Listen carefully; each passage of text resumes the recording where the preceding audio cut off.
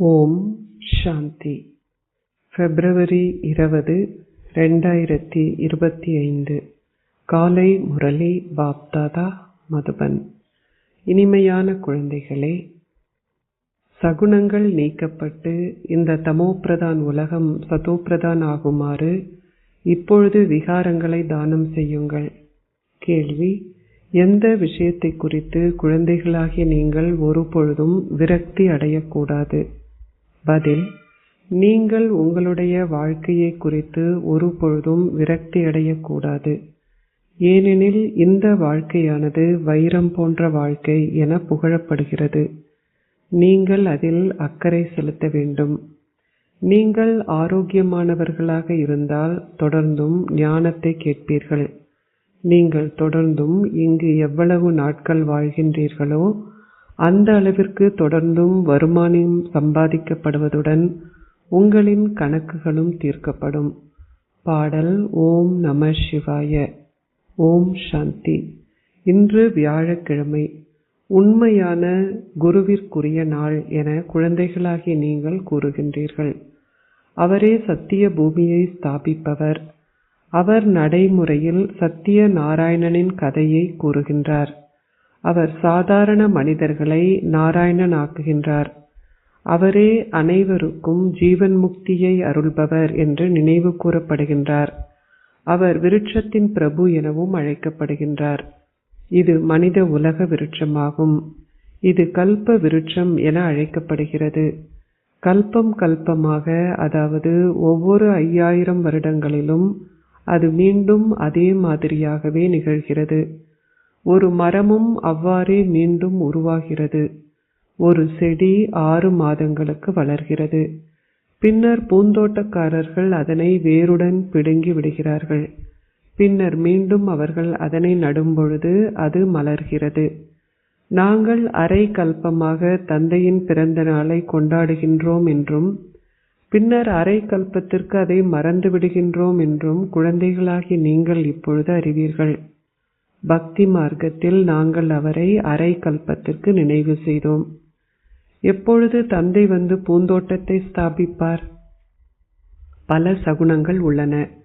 வியாழ சகுனமும் கீழிறங்கும் ஸ்திதிக்குரிய சகுனங்களுமே உள்ளன. இந்த நேரத்தில் பாரதத்தின் மீது ராகுவின் சகினம் படிந்துள்ளது. சந்திர கிரகணம் ஏற்படும் பொழுது அவர்கள் அழைக்கின்றார்கள், தானம் ஒன்றை செய்யுங்கள், அதனால் சகுனங்கள் நீக்கப்படும். இப்பொழுது தந்தை கூறுகின்றார், சகுனங்களை நீக்குவதற்கு இந்த 5 விகாரங்களையும் தானம் செய்யுங்கள். முழு உலகத்தினையும் இப்பொழுது கிரகணம் பீடித்துள்ளது. பஞ்சபூதங்களும் தமோபிரதானமாக உள்ளதால் கிரகணத்தால் மூடப்பட்டுள்ளன. புதியதாக இருக்கும் ஒவ்வொரு விஷயமும் நிச்சயமாக பழையதாக மாறும். புதிய சதோபிரதான் என்றும் பழையது தமோபிரதான் என்றும் அழைக்கப்படுகின்றன. சிறிய குழந்தைகளும் சதோபிரதான் என அழைக்கப்படுகின்றனர். அவர்கள் மகாத்மாக்களை விடவும் அதிமேன்மையானவர்களாக கருதப்படுகின்றனர். ஏனெனில் அவர்களிடம் 5 விகாரங்களும் கிடையாது. சந்நியாசிகளும் குழந்தை பருவத்தில் பக்தி செய்கிறார்கள். உதாரணமாக, ராம தீர்த் ஸ்ரீ கிருஷ்ணரின் பக்தராக இருந்தார். அவர் துறவரத்தை மேற்கொண்டதும் அவரை பூஜிப்பதை நிறுத்திவிட்டார். பூமியில் தூய்மை தேவைப்படுகிறது. முன்னர் பாரதமே அனைத்திலும் தூய்மையானதாக இருந்தது. பின்னர் தேவ தேவியர்கள் பாவ பாதைக்குள் சென்றதும் ஸ்வர்க்கத்தில் தங்க மாளிகைகள் போன்றவை அனைத்தும் பூமி அதிர்ச்சி போன்றவற்றால் அழிக்கப்பட்டு விட்டன. அவை மீண்டும் புதிதாக கட்டப்படும். விநாசம் நிச்சயமாக இடம்பெறும். ராவண ராஜ்யம் ஆரம்பமாகும் பொழுதே அனர்த்தனங்களும் குழப்பங்களும் ஏற்படுகின்றன. இந்த நேரத்தில் அனைவரும் தூய்மையற்றவர்களாக உள்ளனர். சத்யுகத்தில் தேவ தேவியர்கள் ஆட்சி செய்கிறார்கள். அசுரர்களும் தேவர்களும் யுத்தம் செய்வதாக காட்டப்பட்டுள்ளது. எவ்வாறாயினும் தேவர்கள் சத்யுகத்தில் மட்டுமே இருப்பார்கள். அங்கு எப்படி சண்டை செய்ய முடியும்? சங்கம யுகத்தில் தேவ தேவியர்கள் இல்லை. உங்களுடைய பெயர் பாண்டவர்கள் ஆகும். பாண்டவர்களும் கௌரவர்களும் ஒருவரோடு ஒருவர் சண்டை செய்ய மாட்டார்கள். அவை அனைத்தும் கட்டுக்கதைகளே. விருட்சம் மிக பெரியது, பல இலைகள் காணப்படுகின்றன. அவை அனைத்தையும் எண்ணுவது என்பது சாத்தியமல்ல. தேவர்கள் சங்கமயுகத்தில் இருக்க மாட்டார்கள். பாபா இங்கிருந்து ஆத்மாக்களுக்கு விளங்கப்படுத்துகின்றார். ஆத்மாக்களான நீங்களே அதனை கேட்டு உங்களின் தலைகளை அசைக்கின்றீர்கள். நான் ஓர் ஆத்மா, பாபா எனக்கு கற்பிக்கின்றார். இதனை உறுதிப்படுத்திக் கொள்ளுங்கள். தந்தை எங்களை தூய்மையற்றவர்களிலிருந்து தூய்மையானவர்கள் ஆக்குகின்றார். ஆத்மாவே நல்ல அல்லது தீய சமஸ்காரங்களை கொண்டுள்ளார். பாபா எனக்கு கற்பிக்கின்றார் என அந்த ஆத்மா தனது அங்கங்களின் மூலமாக கூறுகின்றார். தந்தை கூறுகின்றார், எனக்கும் விளங்கப்படுத்துவதற்கு அவயங்கள் அவசியம். ஆத்மாவே சந்தோஷப்படுகின்றார். தந்தை 5000 வருடங்களுக்கு ஒருமுறை எங்களுக்கு ஞானத்தை கூறுவதற்காக வருகின்றார். நீங்கள் எனக்கு முன்னால் அமர்ந்திருக்கின்றீர்கள். மதுபன் மட்டுமே புகழப்படுகிறது. அவர் ஆத்மாக்களின் தந்தையாவார். அனைவரும் அவரை அழைக்கின்றனர். நீங்கள் அவருக்கு முன்னால் நேரடியாக அமர்ந்திருப்பதை ரசிக்கின்றீர்கள். ஆனால் அனைவராலும் இங்கு வந்து வசிக்க முடியாது. நீங்கள் உங்களுடைய வியாபாரம், தொழில் போன்றவற்றையும் பார்த்து கொள்ள வேண்டும். ஆத்மாக்களாகிய நீங்கள் கடலிடம் வந்துள்ளீர்கள். நீங்கள் ஞானத்தை கிரகித்து பின்னர் சென்று மற்றவர்களுக்கு விளங்கப்படுத்துகின்றீர்கள். இல்லாதுவிட்டால் எவ்வாறு உங்களால் மற்றவர்களுக்கு நன்மையை ஏற்படுத்த முடியும்? யோகி மற்றும் ஞானி ஆத்மாக்கள் இதனை மற்றவர்களுக்கு விளங்கப்படுத்துவதில் ஆர்வம் கொண்டிருப்பார்கள். இப்பொழுது சிவஜெயந்தி கொண்டாடப்பட உள்ளது. கடவுள் பேசுகின்றார். கடவுள் பேசுகின்றார் என ஸ்ரீ கிருஷ்ணருக்கு கூற முடியாது. அவர் தெய்வீக குணங்களை கொண்ட ஒரு மனிதனாவார். அது தேவ தர்மம் என அழைக்கப்படுகிறது. இப்பொழுது தேவ தர்மம் இல்லை என்பதையும் அது ஸ்தாபிக்கப்பட உள்ளது என்பதையும் குழந்தைகளாகிய நீங்கள் புரிந்து கொள்கிறீர்கள். நீங்கள் இப்பொழுது தேவ தர்மத்தை சார்ந்தவர்கள் என கூற மாட்டீர்கள். இல்லை, நீங்கள் இப்பொழுது பிராமண தர்மத்தை சார்ந்தவர்கள். நீங்கள் தேவ தர்மத்தை சார்ந்தவர்கள் ஆகின்றீர்கள். தேவர்களின் நிழல் இந்த தூய்மையற்ற பூமியில் விழ முடியாது. தேவர்கள் இந்த உலகில் பிரவேசிக்க முடியாது. உங்களுக்கு புதிய உலகம் தேவைப்படுகிறது. அவர்கள் லக்ஷ்மியை பூஜை செய்யும் பொழுது தமது வீட்டை அதிகம் சுத்தம் செய்கிறார்கள். இப்பொழுது இந்த உலகமும் மிகப்பெரிய அளவில் சுத்தம் செய்யப்பட உள்ளது. பழைய உலகம் முழுவதும் முடிவடையப் போகிறது. அவர்கள் லக்ஷ்மியிடம் செல்வத்தை மட்டுமே வேண்டுகிறார்கள். லக்ஷ்மியா அல்லது ஜெகதம்பாலா மகத்தானவர்? அம்பாளுக்கு பல ஆலயங்கள் உள்ளன. மனிதர்களுக்கு எதுவும் தெரியாது. லக்ஷ்மி ஸ்வர்க அதிபதி என்றும் சரஸ்வதி எனவும் அழைக்கப்படும் ஜெகதம்பாவே பின்னர் இந்த லக்ஷ்மி ஆகின்ற அதே ஜெகதம்பாள் என்பதையும் நீங்கள் புரிந்து கொள்கிறீர்கள். உங்களுடையது அந்தஸ்து தேவர்களுடையதை விடவும் அதிமேன்மையானது. அனைத்திலும் அதி உயர்ந்தது பிராமணர்களின் உச்சிக்குடுமியாகும். நீங்களே அனைவரிலும் அதி உயர்ந்தவர்கள். அவர் சரஸ்வதி ஜெகதம்பாள் என புகழப்படுகின்றார். அவரின் மூலமாகவே நீங்கள் எதை பெறுகின்றீர்கள்? உலக ராஜ்யத்தை. அங்கு நீங்கள் செல்வந்தர்களாக இருப்பீர்கள். நீங்கள் உலக ராஜ்யத்தை பெறுவீர்கள். பின்னர் நீங்கள் ஏழைகள் ஆகுவதுடன் பக்தி மார்க்கமும் ஆரம்பமாகிறது. அதன் பின்னர் நீங்கள் லக்ஷ்மியை நினைவு செய்கிறீர்கள். ஒவ்வொரு வருடமும் லக்ஷ்மியும் பூஜிக்கப்படுகின்றார். ஒவ்வொரு வருடமும் அவர்கள் லக்ஷ்மியை அழைக்கின்றார்கள். எவரும் ஜெகதம்பாவை ஒவ்வொரு வருடமும் அழைப்பதில்லை. உண்மையில் ஜெகதம்பாள் தொடர்ச்சியாக பூஜிக்கப்படுகின்றார். அவர்கள் தாம் விரும்பிய பொழுதெல்லாம் அம்பாளின் ஆலயத்திற்கு செல்கிறார்கள். இங்கும் நீங்கள் விரும்பிய எந்த நேரத்திலும் உங்களால் ஜெகதம்பாவை சந்திக்க முடியும். நீங்களும் ஜெகதம்பாள்கள், அதாவது உலகத் தாய்கள் அல்லவா? நீங்களே உலக அதிபதிகள் ஆகுவதற்கான பாதையை அனைவருக்கும் காட்டுபவர்கள். அவர்கள் ஜெகதம்பாவிடம் சென்று அனைத்தையும் வேண்டுகிறார்கள். லக்ஷ்மியிடம் செல்வத்தை மட்டுமே வேண்டுகிறார்கள். அவர்கள் தமது ஆசைகள் அனைத்தையும் ஜெகதம்பாவின் முன் வைப்பார்கள்.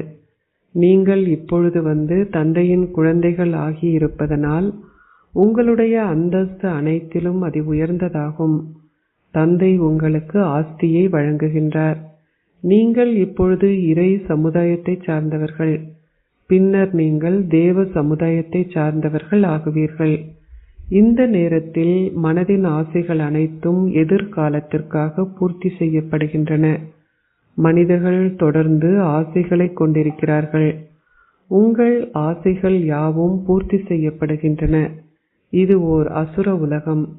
அவர்கள் எவ்வாறு பல குழந்தைகளை உருவாக்குகிறார்கள் என பாருங்கள். சத்யுகத்தில் எவ்வாறு ஸ்ரீ கிருஷ்ணரின் பிறப்பு இடம்பெறுகிறது என்பதன் காட்சியை குழந்தைகளாகி நீங்கள் பெற்றுள்ளீர்கள். அங்கு அனைத்தும் சட்ட திட்டங்களுக்கு ஏற்பவே நிகழும். துன்பத்திற்கான வார்த்தை அங்கு இருக்காது. அது நிச்சயமாக சந்தோஷ பூமி என்று அழைக்கப்படுகிறது. நீங்கள் பல முறை சந்தோஷத்தை கடந்து வந்துள்ளீர்கள். நீங்கள் பல முறை தோற்கடிக்கப்பட்டதுடன் பலமுறை வெற்றியையும் பெற்றுள்ளீர்கள். பாபாவே எங்களுக்கு கற்பிக்கின்றார் என்ற விழிப்புணர்வை நீங்கள் இப்பொழுது கொண்டிருக்கிறீர்கள். ஒரு பாடசாலையில் கல்வி கற்பிக்கப்படுகிறது. அத்துடன் கூடவே பண்புகளும் கற்பிக்கப்படுகின்றன. அங்கு எவரும் லக்ஷ்மி நாராயணரை போன்ற பண்புகளை கற்றுக்கொள்வதில்லை. இப்பொழுதே நீங்கள் தெய்வீக குணங்களை கிரகிக்கின்றீர்கள். சகல நற்குணங்களாலும் நிறைந்தவர்கள் என அவர்களை பற்றி புகழ் பாடப்படுகிறது. எனவே நீங்கள் இப்பொழுது அவர்களைப் போன்று ஆக வேண்டும். குழந்தைகளாகி நீங்கள் ஒருபொழுதும் உங்களுடைய இந்த வாழ்க்கையை குறித்து விரக்தி அடையக்கூடாது. ஏனெனில் இந்த வாழ்க்கை வைரம் போன்றதென புகழப்படுகிறது. நீங்கள் அதில் அக்கறை செலுத்த வேண்டும். நீங்கள் ஆரோக்கியமானவராக இருந்தால் தொடர்ந்தும் ஞானத்தை கேட்பீர்கள்.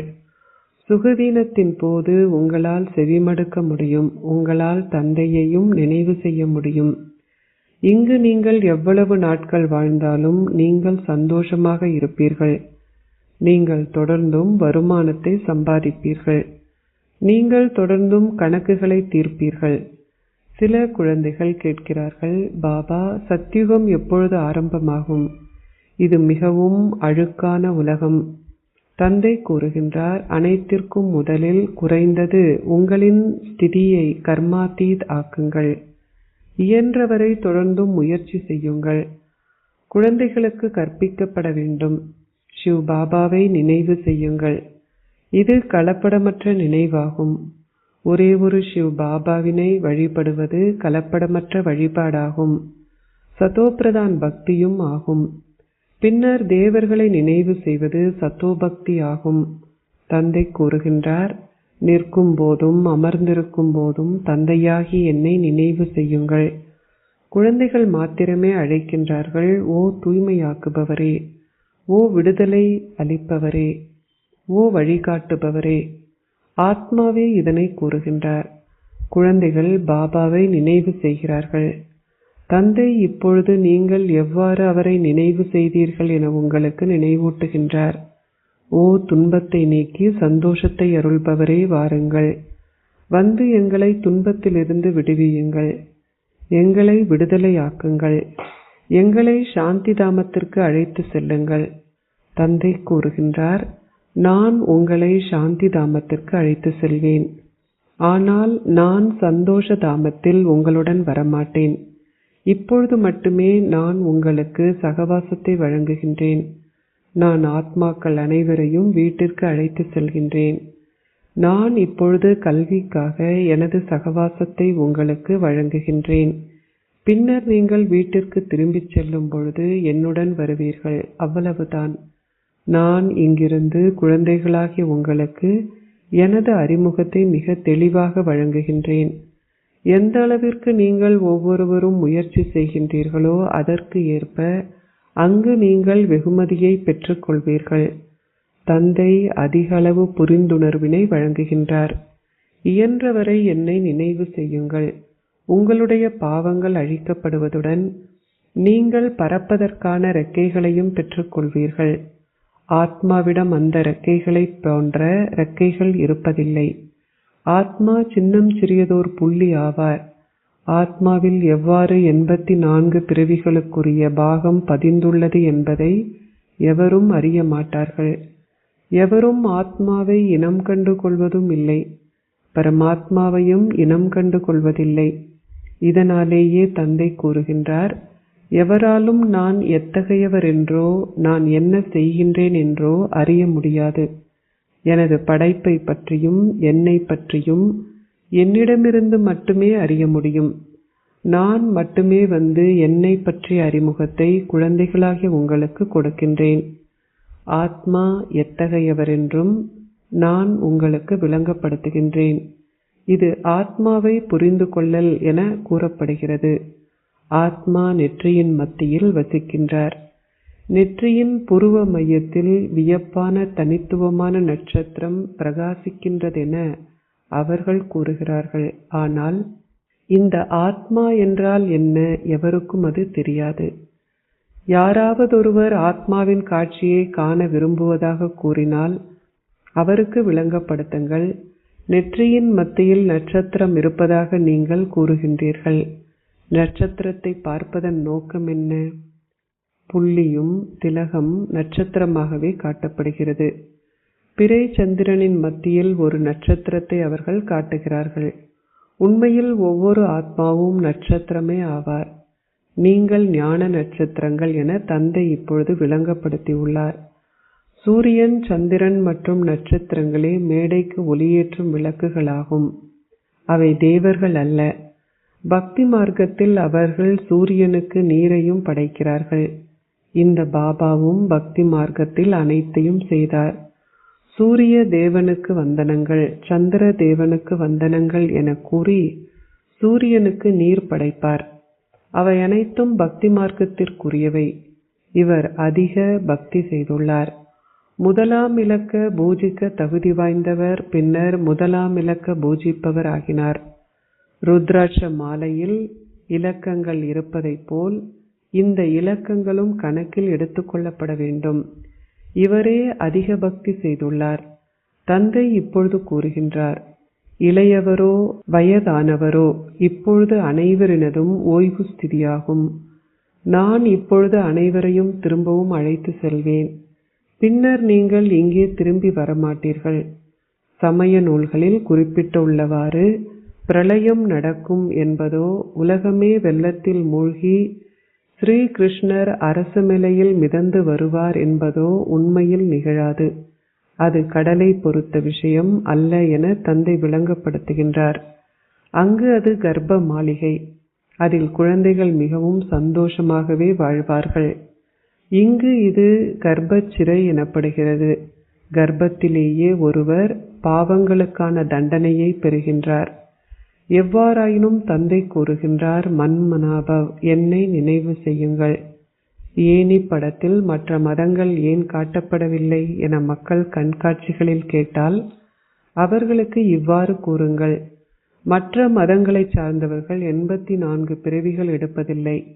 மற்ற மதங்கள் அனைத்தும் கல்ப விருட்சத்தில் காட்டப்பட்டுள்ளன. அதிலிருந்து நீங்கள் எத்தனை பிறவிகளை எடுப்பீர்கள் என்பதை உங்களால் கணக்கிட முடியும். நாங்கள் 84 பிறவிகளுக்குரிய ஏணி படத்தை காட்ட வேண்டும். மற்ற அனைத்தும் கல்ப விருட்சத்திலும் சக்கரத்திலும் காட்டப்பட்டுள்ளன. அவற்றில் அனைத்தும் விளங்கப்படுத்தப்படுகிறது. நீங்கள் ஒரு வரைபடத்தை பார்க்கும் பொழுது லண்டன் எங்குள்ளது என்றும் இன்ன நகரம் எங்குள்ளது என்றும் உங்களுடைய புத்தி அறிந்து கொள்கிறது. நீங்கள் விளங்கப்படுத்துவதற்கு தந்தை அதனை மிகவும் லேசாக்கி உள்ளார். எவ்வாறு 84 பிறவிகளின் சக்கரம் சுழல்கிறது என அனைவருக்கும் காட்டுங்கள்.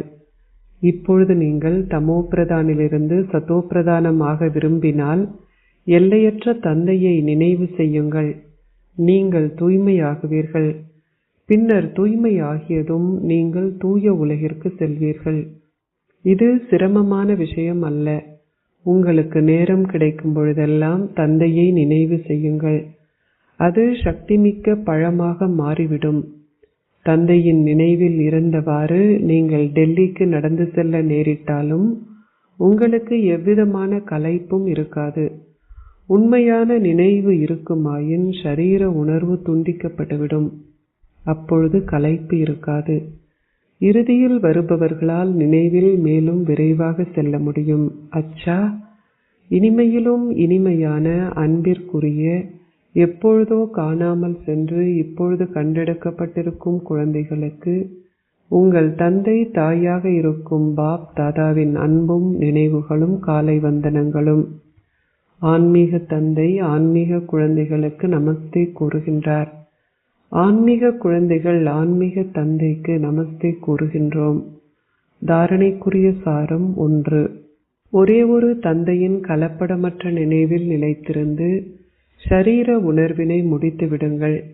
கர்மாதீதம் ஆகுவதற்கு முயற்சி செய்யுங்கள். நீங்கள் ஷரீரத்தில் இருக்கும் வரை அழியாத வருமானத்தை நீங்கள் சேர்த்து கொள்ள வேண்டும். 2. ஞானி ஆத்மாவாகி மற்றவர்களுக்கு சேவை செய்யுங்கள். தந்தையிடமிருந்து நீங்கள் கேட்கும் விஷயங்களை கிரகித்து பின்னர் மற்றவர்களுக்கும் கூறுங்கள்.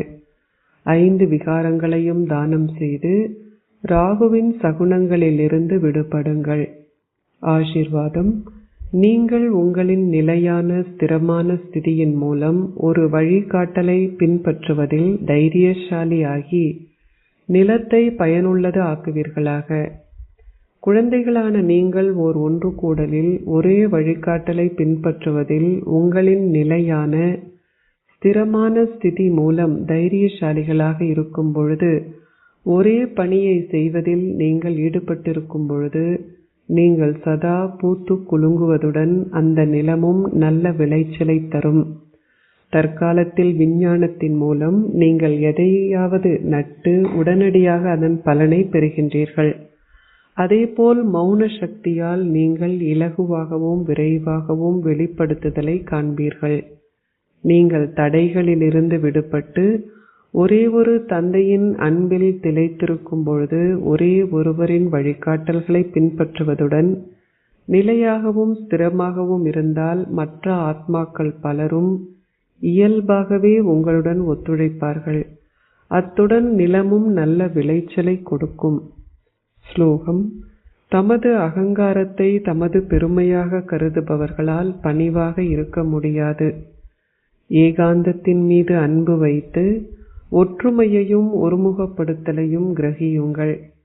ஏகாந்தத்தில் இருங்கள். அத்துடன் அதே அளவு களிப்பூட்டும் சுபாவத்தையும் கொண்டிருங்கள். இந்த இரு வார்த்தைகளில் பெரிய வேறுபாடு உள்ளது. ஆனால் முழுமை ஸ்திதியில் இந்த 2 ஸ்திதிகளும் சமமாக இருக்க வேண்டும். எந்த அளவிற்கு நீங்கள் ஏகாந்தத்தில் இருக்கின்றீர்களோ அந்த அளவிற்கு களிப்பூட்டுபவராகவும் மகிழ்ச்சியாகவும் இருங்கள். ஏகாந்தத்தில் இருக்கும் பொழுது உங்களின் களிப்பூட்டும் சுபாவம் மறைந்துவிடக்கூடாது. ஒரே நேரத்தில் 2ம் சமமாக இருக்க வேண்டும். ஒரு கணம் ஏகாந்தத்தில் இருங்கள், அடுத்த கணம் மகிழ்ச்சியாகவும் களிப்பூட்டுபவராகவும் இருங்கள். எந்த அளவிற்கு நீங்கள் முதிர்ச்சியாகவும் சீரியஸாகவும் இருக்கின்றீர்களோ அதே அளவிற்கு ஒத்திசைப்பவராகவும் ஆகுங்கள். ஒத்திசைப்பவர் என்றால் சுபாவத்திலும் சமஸ்காரங்களிலும் ஒத்திசைப்பவர் என்று அர்த்தமாகும்.